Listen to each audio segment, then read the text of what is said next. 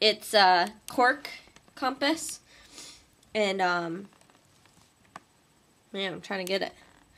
Can't really see it that well, but it's got the needle through it, and if you rub it on a magnet, it naturally goes to the north and south poles. So we're gonna make those in class and decorate them, and also test them out to make sure that they're actually doing the north and south. And then I'm gonna get more input from them about what my dad and I should have done. So I'm gonna restart my story from there. So as we're sitting and regrouping, I hear chainsaws off in the distance. And to me, this is the godsend. I'm like, yes, there's people. People can help us get out of here. Like, this is what I need. My mom's going to be so worried. So I said to my dad, I was like, we got to go find them. So he let me. And we followed the sort of path through the blowdown to the logger, who was maybe half a mile away from us. So we go over there, which was kind of dangerous if you think about it. Loggers could be cutting trees down, but this was my idea. So I was 11. And we get there, and the logger says to us, oh yeah, no, you're fine, like, this is the road.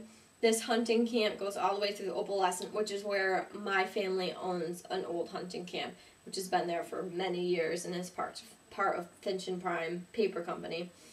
So my dad said, okay, and he's like, just follow this road out, the trail crosses it just down the road, and you'll get back on. So we were only probably about 1.5 miles or 2 miles from the parking lot. For me, that was the exciting part of the hike. I was like, I'm almost done. Yeah, I get to go home, I get to take a nap, and my dad and I will always stop and get ice cream, so I get ice cream on the way home. So we finish our trip, and we go out to the truck, and I call my mom to let her know we've made it through. Everything's good.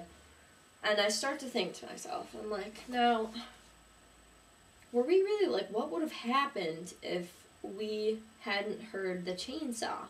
Like, would we have ever found that road, or would we have found our way through the blowdowns? So I'm sitting there, and I talked to my dad. I'm like, Dad, I was like, what would have happened? And he's like, Dana, I wasn't worried about it. He's like, I knew the Opalescent Club was right down the road. He's like, but I wanted you to figure out how to get through this. He's like, and my map and compass skills were not as good as they probably should have been, and I still feel like I need to work on them.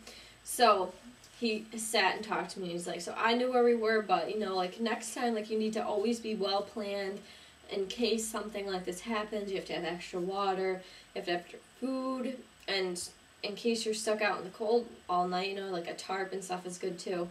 So I got home and I explained to my mom what happened, and I told her how my dad kind of set me up, but it was for a good reason.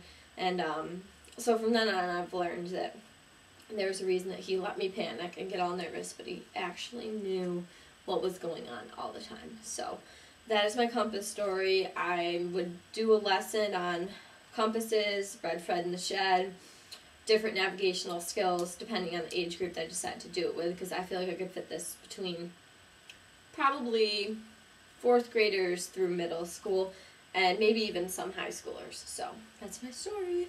Thank you.